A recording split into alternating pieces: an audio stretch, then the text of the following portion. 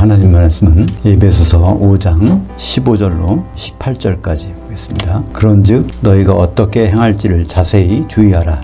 지혜 없는 자들 같이 하지 말고 오직 지혜 있는 자들 같이 하여 그 때를 아끼면서, 왜냐하면 악한 그날들이 존재하므로, 그러므로 어리석은 자들이 되지 말고 오직 그 뜻이 무엇인가 이해하라. 포도주에 취하지 말라. 이는 방탕한 것이니 오직 성령으로 충만함을 받으라. 하나님의 비밀 해제 에베소서 원전 강해 오늘 5장 세 번째 시간입니다. 술 취하지 말라. 참 뜻은 따로 있다 라는 제목으로 말씀을 나누겠습니다. 4장부터는 계속해서 우리가 주 안에서 한 세 사람 교회를 이루어서 해야 되는 일을 다루고 있습니다. 오늘 15절에 보면 그런즉 너희가 어떻게 행할지를 자세히 주의하라. 16절에 이유가 나오는데요. 때를 아끼면서, 왜냐하면 악한 그날들이 존재하므로. 그러니까 마귀와 우리가 같이 지내기 때문에 우리가 이렇게 주의해야 된다는 말이죠. 근데 주의하라는 말은 현재형 명령입니다. 주님 오실 때까지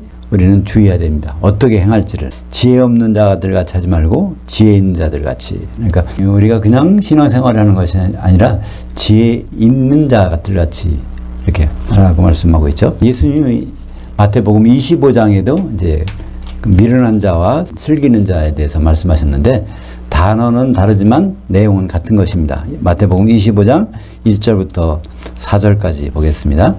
그런데 천국은 마치 등들 들고 그 신랑을 맞으러 나간 열 처녀들과 같다 하리니 그들 중에 5은 미련하고 5은 슬기 있는 자들이라. 미련한 자들은 자기 등들을 가지되 기름을 가지지 아니하고 슬기 있는 자들은 그릇에 기름을 담아 자기 등들과 함께 가져갔더니, 여기 기름이라는 말이 나오는데 이게 사실 요한계시록의 감람유입니다.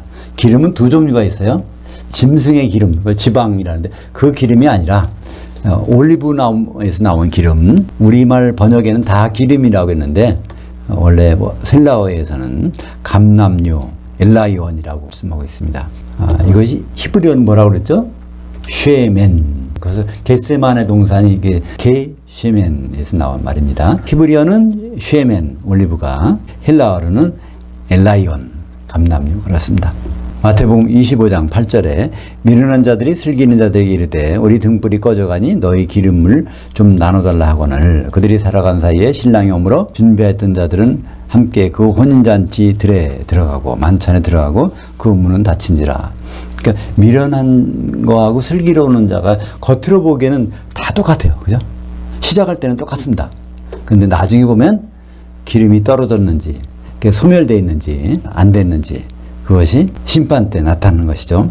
그래서 우리는 감람유를 끝까지 가지고 있어야 됩니다. 그 이유가 그 다음에 나오죠. 우리말 번역에는 세월을 아끼라 이렇게 되는데요. 원전에 헬라어로 정확히 보면 그 때를 아끼면서, 근데 아낀다는 단어가요, 돈 주고 사라는 얘기입니다. 핏값으로 산다는 뜻이에요. 그러니까 그때를 아껴서, 어느 때냐면 주님이 오실 때 그 시간이 우리가 사실은 얼마 안 남았어요. 그죠? 얼마 안, 어떻게 보면 그 중에서 주님을 위한 시간들을 따로 구별해서 사야 된다는 것입니다. 누가 방해하니까? 그 마귀가 존재하니까. 거기에 그 악한 그날들이 존재하므로 마귀가 활동하는 날이 계속 존재한다는 것입니다. 그래서 여기에 아끼면서라는 말은 다른 데서는 속량한다는 말로 쓰이고 있어요. 갈라디아서 3장 13절 그리스도께서 우리를 위하여 저주를 받은 바 되사 율법이 저주해서 우리를 속량하셨으니, 이때 속량이란 단어가 엑스 아고라조. 그래서 아고라는 시장, 광장입니다. 아고라조는 동사예요. 시장에 가서 사오는 겁니다. 그런데 엑스는 거기서 끄집어내서 바깥으로 이런 뜻이니까 노예시장에서 핏값을 주고 사오듯이 이 시대에 많은 시간들이 있지만은 거기에서 주님을 위한 시간들을 우리가 그 핏값으로 사야 된다는 그런 의미로 그 세월을 아끼라 그런 것은 우리가 그냥 지나보내지 말라는 얘기입니다. 갈라디아서 4장 5절에도 율법 아래 있는 자들을 속량하시고 우리로 그 아들의 명분을 얻게 하셨으니, 그래서 엑스 아고라조라는 것은 시장에서 그냥 노예를 사오는 거예요. 거기서 끝나지 않습니다. 그죠? 그 노예가 그 집에 가서 정상적인 아들이 성장하기까지는 많은 것이 필요하죠. 거듭나는 것은 이제 시작이에요. 거기서 끝나면은 싹이 나다가 그냥 죽어버리는 거 마찬가지입니다. 식물에 뿌려서 씨가 싹이 나는데 그것은 엑스 아고라조라고 합니다. 우리가 거듭나는 것 같은 마찬가지죠. 근데 성경에는 다른 단어가 있어요. 구속이라는 단어가 있습니다. 에베소서 1장 7절 우리는 그리스도 안에서 그 은혜의 풍성함을 따라 그의 피로 말미암아 구속 곧 허물들 사함을 받았느니라. 이 구속은 완전한 혼의 구원까지를 얘기하는 겁니다. 그러니까 이것은 에베소서 1장 7절은 우리 할 때 우리가 누굴까요? 일단 에베소서는 사도 바울이 기록한 편지입니다. 그러니까 사도 바울을 포함한 누굴 겁니다. 그죠? 근데 우리까지 포함할까요? 그 문장으로서는 해결할 방법이 없어요. 거기서 에베소서 1장 7절에 우리가 구속받았다고 그러는데 이게 사도 바울을 얘기하는 건지 우리 성도들까지 포함하는 건지 그거를 이해할 수 없습니다. 근데 에베소서 4장 30절에 가면 그걸 이해하게 됩니다. 뭘까요? 그 하나님이 그 성령을 슬프게 하지 말라. 그 안에서 너희가 구속의 날까지 인치심을 받았느니라. 그러니까 성도들한테는 너희는 구속하는 날까지, 구속받을 날까지를 성령으로 인치심을 받았느니라. 그러니까 우리는 언제 구속받아요? 그날에 가서 구속받을 것입니다. 그러니까 에베소서 1장 7절은 사도들은 구속받은 사람이고 성도들은 구속을 받기로 작정된 사람입니다. 왜 그럴까요? 역할이 다르기 때문에 그렇습니다. 그죠? 사도들은 교회의 기초석이니까 기초석은 완전히 처음부터 완벽해야 돼. 사도들은 그래서 처음부터 완벽합니다. 근데 왜 세워지는 성도들은 이제 완벽해 가는 단계까지 가고 있는 거죠. 언제까지요?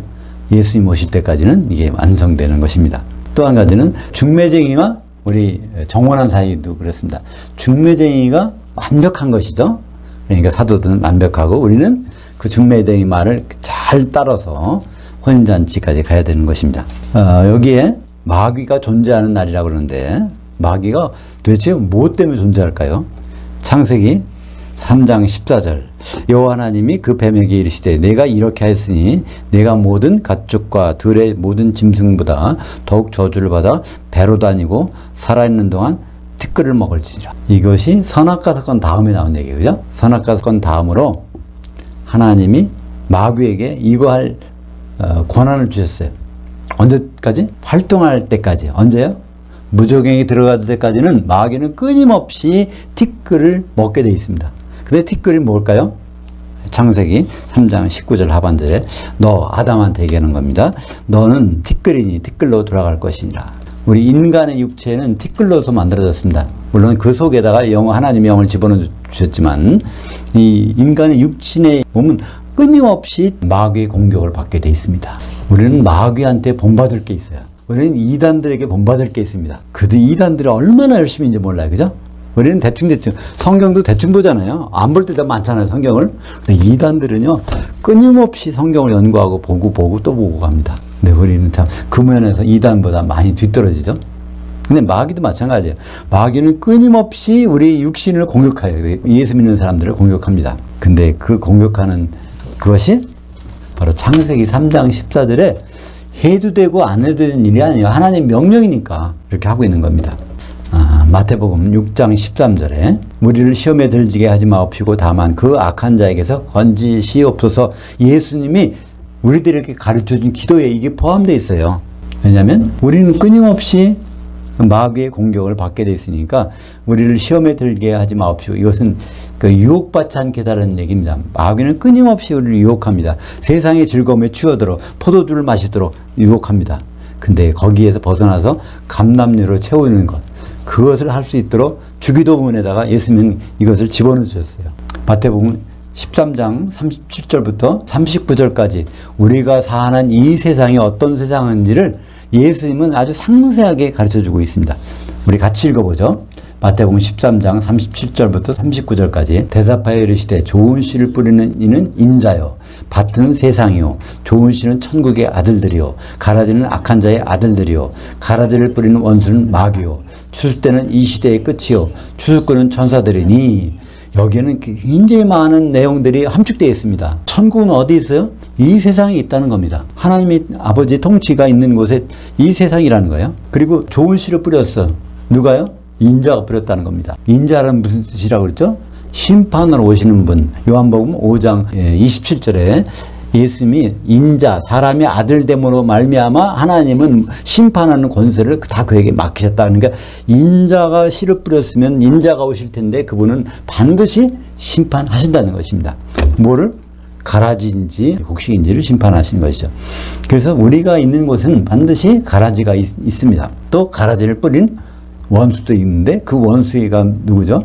바로 마귀라고 분명하게 돼 있는 것입니다. 그러니까 우리가 천국, 죽어서 천국 간다는 얘기는요, 절대로 맞지 않는 것이 무엇일까요? 우리가 생각하기를 천국 가면은 거기는 마귀도 없고 슬픔도 없고 뭐가 없는 대로 알고 있어요. 근데 천국은 뭐가 있어요? 마귀가 가라지를 뿌려놓고 활동하고 있는 것이 바로 천국. 그러니까 천국과 천년왕국은 전혀 다른 것입니다. 그것이 언제까지 갈까요? 이 시대의 끝이라고 했습니다. 이 시대의 끝이 가야 언제가 와요? 천년왕국 시대. 그러니까 천국의 아버지가 통치하는 시대가 끝나야 아들이 통치하는 시대가 온다는 것입니다. 요한일서 3장 12절 볼까요? 가인같이 하지 말라. 그는 그 악한 자에게 속하여 그 아구를 죽였으니 어떤 이유로 죽였느냐? 자기의 행위는 악하고 그 아우의 행위는 의로움이라. 그러니까 어떻게 보면 최초의 살인자라고 할 수 있는데 가인이 자기 동생이 죽인 거는 왜 죽였어요? 악한 자가 활동하는 그 시대에 우리는 지금도 살고 있는 것입니다. 심지어는 바울도 그랬잖아요. 고린도 후서 12장에 보면 바울은 자기 육체를 찌르는 가시가 있었어. 그게 누구예요? 사탄의 가시가 자기 몸에 있다는 겁니다. 그래서 그것 때문에 3번 좀 없애달라고 기도했는데 하나님이 음성을 들었죠. 내 은혜가 내게 족하도다. 사탄의 가시가 내 몸에 없다면 내가 교만해져서 다른 길로 갈 수 있다는 것입니다. 바울은 그것을 깨닫고 이제 오히려 감사했던 것입니다. 우리에게도 아주 불편한 것, 있어서는 안 되는 것, 그런 것이 있을 수 있을 것입니다. 그죠? 그런데 그것도 하나님 안에서 깨닫게 되면 오히려 감사할 수가 있다는 것이죠. 17절 보겠습니다. 그러므로 어리석은 자들이 되지 말고 오직 주의 뜻이 무엇인가 이해하라. 슬기로운 자가 되어야 되는데 어리석은 자가, 누가 어리석은 자일까요? 주님의 뜻을 모르는 자가 어리석은 자라는 거예요. 그러니까 지식이 없어서 그런 것이 아니라 주님의 뜻이 무엇인지를 몰라. 그러면 그게 어리석은 자라는 것이죠. 그래서 주님의 뜻을 이해하는 것은요, 우리가 오늘 하고 마는 것이 아니라 주님 오실 때까지 계속 이해해야 돼. 왜냐하면 현재형 명령이기 때문에 그렇습니다. 우리 하나님의 뜻을 가장 쉽게 아는 방법이 뭐가 있을까요? 창세기 2장 24절. 하나님의 강력한 의지 미래가 처음으로 나오는 곳. 강력한 의지가 있다는 것은 거기에 그분의 뜻이 숨어 있다는 얘기죠. 남자가 부모를 떠나 그의 아내와 앞에서 한 몸을 이룰지로다. 이게 도대체 무슨 뜻인지 우리는 이해를 못했어요. 언제까지요? 사도 바울이 셋째 하늘에 가서 그 뜻을 확인할 때까지는 그걸 몰랐단 말입니다. 에베소서 5장 31절부터 32절. 그러므로 남자가 부모를 떠나 그의 아내 앞에서 그 둘이 한 육체가 될지니 이 비밀이 크도다. 나는 그리스도를 향하여와 교회를 향하여에 대해서 말하노라.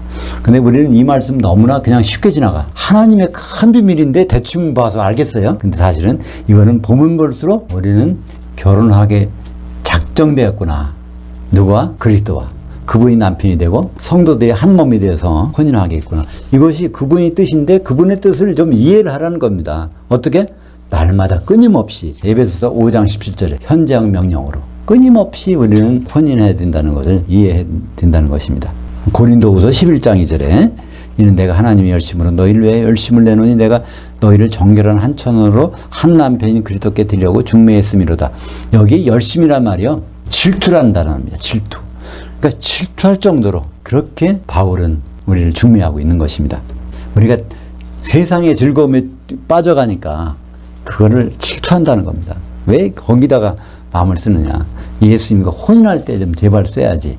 그래서 결국은 요한계시록 19장 6절 하반절에 하나님이 그 뜻이 이루어진 순간이 나옵니다. 어떻게 되죠? 할렐루야, 주 우리 하나님 곧 전능하시니가 통치하셨도다. 이게 과거입니다. 이미 끝났다는 거예요. 하나님이 통치가 끝나는 순간에 어떤 모습이 보일까요? 요한계시록 19장 7절.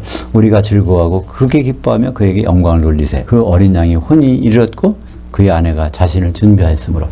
여기에 우리가, 저와 여러분이 포함됐으면 좋겠습니다. 감남윤의 성도들은 다 포함되는데 포도주인 성도들은 근성 바벨론은 바닷속 깊은 데 빠져서 1000년 동안 지내야 되니까. 18절 술 취하지 말라 이게 되는데 사실 오이노스의 포도주에 취하지 말라. 이는 방탕한 것이니. 이것도 현재형 명령인데요. 여기에 헬라어에서는 현재형 명령은 끊임없이 해야 되는 건데 여기에 부정의 뜻이 있으면 이런 뜻이 있다 그러죠. 지금 하고 있는 동작을 중단하라 그런 뜻입니다. 우리는 항상 포도주에 취할 수가 있어요. 그것을 중단해야 되는 것입니다. 포도주에 취하지 말라. 이 말은 요한계시록에 가면은 이 뜻이 금방 이해가 됩니다. 그죠? 근데 여기다 술 취하지 말라고 해놓으니까 요한계시록에 포도주에 취하는 것이 이해가 안 돼요. 에베소서에는 그게 없는 것 같아요. 단어가. 근데 똑같은 문장이 바로 요한계시록에 있는데 그때는 술이라는 말이 아니라 포도주에 취하지 말라. 오이노스에 취하지 말라. 말씀이 있는 것입니다. 그러니까 술 취하는 것, 세상에 취하는 것이 뭐라고요? 방탕한 것이라고 되어 있습니다. 방탕이 뭘까요? 우리말로 보면 막연합니다. 방탕한 것. 근데 헬라어를 보면은 좀 쉽습니다. 소티아. 그러니까 소티아는 소테리아에서 온 말입니다. 소테리아는 구원이라는 말이에요. 구원인데 거기에 아가 붙으면 아니는 거예요. 그러니까 구원과 관계없는 것. 거기에 빠져 있는 것.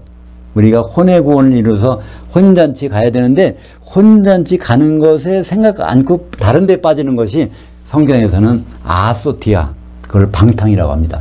그러니까 포도주에 취하면은 주님과의 혼인잔치를 잊어버린다는 거예요. 요한계시록 17장 1절 보겠습니다. 2절까지 같이 보죠. 그 7 대접을 가진 7 천사들 중 하나가 와서 내게 말해 이르되 이리로 오라. 너는 이리로 오라. 많은 물들에 앉은 큰 음녀가 받을 그 심판을 내게 보이리라.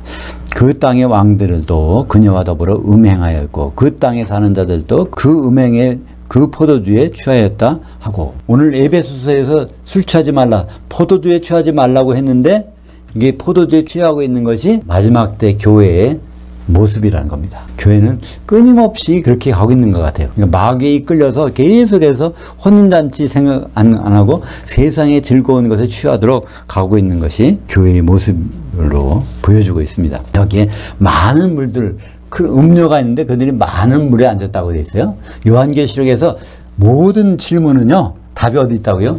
요한계시록 자체 내에 있습니다. 그 물들이 뭘까요?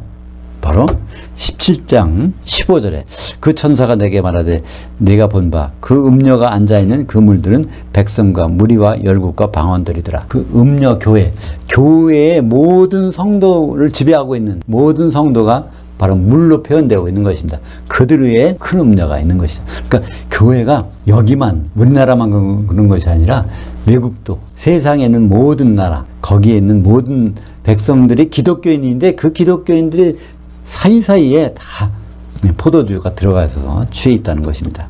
포도주와 감람료, 이것이 요한계시록에 나오는 부분을 볼까요? 요한계시록 6장 5절 6절 같이 보겠습니다. 셋째 인을 떼실 때 내가 들으니 셋째 생물이 말하되 오라 하기로 내가 보니 검은 말이 있는데 그 탄 자가 손에 멍에를 가졌더라. 내가 네 생물들 가운데서 나는 듯한 음성을 들으니 이르되 한 데나리온에 밀한되어 한 데나리온에 보리석대로다. 또 그 감람류와 그 포도주는 하지 말라 하더라. 여기에 우리말 번역은 다 뭐로 돼 있어요?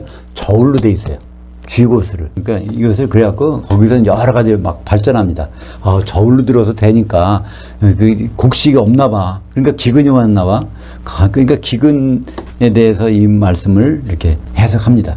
근데 그거와 관계없습니다. 왜냐면 여기서는 쥐고스인데 예수님이 이 쥐고스를 언제 말씀하셨죠? 마태복음 11장 28절에, 그죠? 29절, 30절에 내 멍에를 메고 나를 따르라. 그때 누구한테 그 말씀하셨어요? 사도들한테. 멍에는 둘이 쥐는 건데 사도들이 한쪽 쥐었다는 겁니다. 그러면 다른 한쪽은 누가 쥐을까요? 성도들이. 그래서 결국은 사도들과 성도들이 이뤄내는 건 뭘까요? 어린 양의 신부, 새 예루살렘. 거기에 구성원들이 감람류와 포도주가 있는데 언제까지 해치지 말라? 심판 때까지는 내버려 두라는 겁니다. 요한계시록 18장에 바로 큰 성 바벨론의 구성원 중에 누가 있습니까? 포도주와 감람류. 그들이 누구라고요? 사람이 흔들리라. 18절 하반절 보겠습니다. 오직 성령으로 충만함을 받으라. 18절 상반절은 포도주에 취하지 말라. 18절 하반절은 성령의 충만함을 받으라. 그러니까 우리는 항상 두 가지 중에 한 가지 하고 있다는 것입니다. 포도주에 취하고 있는지 성령의 충만을 받고 있는지, 우리 성도라면 둘 중에 하나예요. 근데 이게 끊임없이 둘 중에 하나에 들어갑니다. 왜 그럴까요? 두 개 다 현재형 명령이에요. 현재형 명령이라는 얘기는 우리는 끊임없이 술에 취할 수 있어요. 세상의 즐거움에 취할 수 있어요. 그러나 거기서 나오라는 얘기고요. 또 우리 성령 충만할 수 있는데 충만하는 얘기는 소멸되고 있다는 얘기입니다. 그러니까 우리는 끊임없이 세상의 즐거움에 취하고 성령도 소멸하고 있는 상황인데 끊임없이 우리는 포도주에 취하지 말고 성령이 충만해야 될 것입니다. 우리가 성령 충만해야 될 이유가 단적으로 나오죠. 마태복음 25장 8절에 미련한 자들이 슬기는 자들에게 이르되 우리 등불이 꺼져가니 너희 기름을 좀 나눠달라 하거늘. 이게 다 주님을 신랑으로 기다리는 상태에서 꺼져가는 사람들이 있어요. 이게 누구라고요? 미련한 자들. 그래서 데살로니가전서 5장 19절에 너희는, 데살로니가 교회는 어떤 교회일까요? 성경에서 책망을 안 듣는 교회야. 다 칭찬만 받아. 믿음이 소문난 교회가 데살로니가 교회입니다. 근데 그 교회가 뭐라고 말할까요? 데살로니가전서 5장 19절 너희는 성령을 소멸하지 말라. 소멸할 수 있다는 겁니다. 우리도 끊임없이 성령을 소멸하고, 왜 그럴까요? 신앙생활을 하고 있으니까. 우리가 숨쉬고 우리가 말씀에 빛을 비추고 우리가 그런 신앙생활 하는 동안에 우리에게 있는 성령은 계속 줄어들어 갑니다. 그만큼을 계속해서 채워넣으라는 말이 데살로니가전서 5장 19절의 말씀이죠. 근데 이제 오늘 말씀 중에 성령 충만함을 받으라 하는데 19절, 20절, 21절은 거기에 방법입니다. 이렇게 하면서 이것도 하고 이것도 하고 이것도 하고 이거 네 가지를 하면은 성령 충만하게 된다는 거예요. 첫 번째 뭘까요? 시들과 찬송들과 영적인 노래들로 서로 화답하면서, 시라는 것은 푸살모스, 이게 이제 시편을 얘기하는 겁니다. 성도들끼리 화답이라는 건 대화한다는 거예요. 성도들끼리 대화하는데 하나님의 언어로 대화를 하면은 그것이 바로 성령 충만한 방법은 한 가지 방법입니다. 성도들끼리 하나님의 언어로 대화를 하라는 겁니다. 두 번째는 뭘까요? 19절 하반절에 너희의 그 마음으로 주님께 노래하며 찬송하면서, 그 다음에는 우리끼리 하는 것이 아니라 주님께 해야 되는 것이 있는데 그게 너희의 그 마음으로, 너희는 복수인데 그 마음, 까르디아는 단수입니다. 너희가 한 마음으로 주님을 향해서 노래하며 찬송하면서, 거기에 찬송이라는 단어가요 푸살로, 이 푸살로라는 것은 악기를 연주하는 겁니다. 기타 치는 것 같은 거예요. 그러니까 우리는 하나님께 노래도 하고 악기도 연주하고 하면서 우리 주님을 한 마음으로 찬양하고, 그런 찬양하고 있으면 우리가 성령이 충만해진다는 거예요. 세 번째는 뭐가 나올까요? 범사에 우리 주 예수 그리스도의 이름으로 항상 아버지 그 하나님께 감사하면서, 우리 주님께만 이렇게 하는 것이 아니라 하나님 아버지께는 우리가 범사에 감사라는 겁니다. 어떤 좋은 일이건 나쁜 일이건. 그다음에 마지막으로 네 번째입니다. 그리스도를 경외함으로 피차 복종하면서, 우리가 서로 복종해야 되는 일이 있어요. 왜 복종해야 될까요? 예수님 무서워서 그러라는 겁니다. 여기 경외라는 뜻은 무서워라는 거예요. 그러니까 예수님 안 무서우니까 우리는 복종 안 한다는 겁니다. 우리 형제들 왜 복종해야 될까요? 예수님 맏아들 되셨기 때문에 우리가 형제된 사이예요. 예수님 때문에. 근데 우리가 서로가 복종 안 한다면 예수님 무시하는 거니까. 예수님 때문에 피차 복종하면서 이 네 가지를 한다면 성령이 충만해진다는 것입니다. 근데 이렇게 네 가지가 다시 한번 볼까요? 우리가 대화를 할 때 하나님의 언어로 서로 대화해야 되고, 두 번째는 우리 예수님께 악기도 연주하고 노래도 불러서 이제 찬송해야 되고, 예수님 남편이잖아요. 그죠? 그분께. 세 번째는 하나님 아버지께 범사에 감사해야 되고, 마지막으로 네 번째는 피차, 예수님이 두려워서 피차 복종해야 된다는 거예요. 이렇게 복잡한데 예수님은 이걸 간단한 언어로 우리에게 주셨어요. 어떻게 주셨죠? 요한복음 7장 38절 같이 보겠습니다. 나를 향하여 믿는 자는 그 성경의 이름과 같이 그 배에서 생수의 강이 흘러나오리라 하시니 이는 그를 향하여 믿는 자들이 받을 성령을 가리켜 말씀하신 것이라. 그러니까 이것은 결국 예수님의 일정을 생각하면은, 그걸 믿으면은 성령을 받게 돼 있다는 거예요. 여기에 에베소서에 네 가지가 나오지만 이 네 가지는 뭐로 통일돼요? 예수님의 일정을 향해서 우리가 생각하면은 당연히 그분이 오실 혼인 준비해야 되니까 성령이 충만하게 되는 것입니다. 근데 여기 무슨 말이 있을까요? 요한복음 7장 38절에 나를 향하여 믿는 자는 그 성경의 이름과 같이. 그 성경이 뭘까요? 구약 성경 중에 있는데 이건 단수야. 그 성경이 바로 이사야서 48장 21절이라고 볼 수 있습니다. 거기에 어떻게 되어 있죠? 여호와께서 그들을 사막으로 통과하게 하시던 때에 그들이 목마르지 아니하게 하시며 그들을 위하여 바위에서 물이 흘러나게 하시며 바위를 쪼개서 물이 솟아나게 하셨느니라. 바위에 쪼개지면은 거기에 나온다는 겁니다. 거기 쪼개진 바위에서 물이 나온다는 거예요. 그러니까 광야에서 이스라엘 백성들이 광야에서 다닐 때 그 따르는 반석, 그게 바로 예수님을 상징하는 반석에서 치면 거기서 물이 나왔어요. 그게 고린도전서 10장 4절입니다. 그 다른 반석에서 생수가 나왔는데 이것이 어떻게 나왔다고요? 쪼개진 것에서 나온다는 것입니다. 예수님이 그리스도가 쪼개진 것이 무엇일까요? 아포스톨로스, 사도입니다. 그죠? 예수님이 12조각 내서 그것을 우리에게 주셨습니다. 우리는 생수를 마시러 갈 때 세 잔으로 올라갈 필요가 없어요. 12사도에게 가면 되는데 이미 쪼개진 곳에서 생수가 나오게 돼 있으니까 그 말씀을 예수님이 겟세마네에서, 겟세마네가 뭐라 그랬죠? 쉐메니 올리브, 요 게는 땅입니다. 그 올리브 짜는 거기에 와서 기도하셨는데 그때 요한복음 17장 20절 내가 비옵는 것은 이들만 위함이 아니요 또 그들이 그 말씀으로 말미암아 나를 향하여 믿는 자들도 위함이니. 사도들을 데리고 겟세마네에서 땀방울이 핏방울이 되도록 기도하실 때 여기에 이 기도 내용 중에 내가 기도하는 것은 요 사도들만 위해서 하는 것이 아니요 그들 사도들의 말을 듣고서 나를 향하여 믿는 자들 위함이니. 그러니까 우리가 믿는 것은 뭘 믿어요? 사도들의 말을 믿어야 됩니다. 그러니까 예수를 믿긴 믿는데 뭘 통해서? 사도들의 말을 통해서 예수님을 향하여 믿는 것이 그때 뭐가 될까요? 성령 충만한 방법이 될 수 있습니다. 그러니까 우리에게는 사도가 없다면 사다리가 없는 거예요. 그죠? 사다리가 없는데 어떻게 어디로 올라갈 수 있습니까? 우리에게 사다리를 주신 주님, 사도를 주신 주님. 그래서 우리는 마태복음 25장 40절에 있는 말씀대로 여기 있는 내 형제들 중 지극히 작은 자 하나에게 한 것이 바로 내게 한 것이니라. 사도들의 말씀을 마태복음 1장 1절부터 요한계시록 22장 21절까지 꼼꼼히 봐야 되는 이유가 바로 여기 있는 것입니다. 술 취하지 않고 성령의 충만을 받으려면 사도들의 작은 부분까지라도 우리 세밀하게 날마다 보아야 될 것입니다. 기도하겠습니다. 하나님 아버지 감사합니다. 오늘 특별히 술 취하지 말라는 말씀이 나왔는데 이것은 포도주에 취하지 말라는 말씀이었습니다.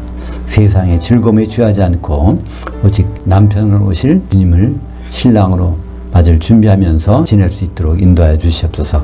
예수님 이름으로 기도합니다. 아멘.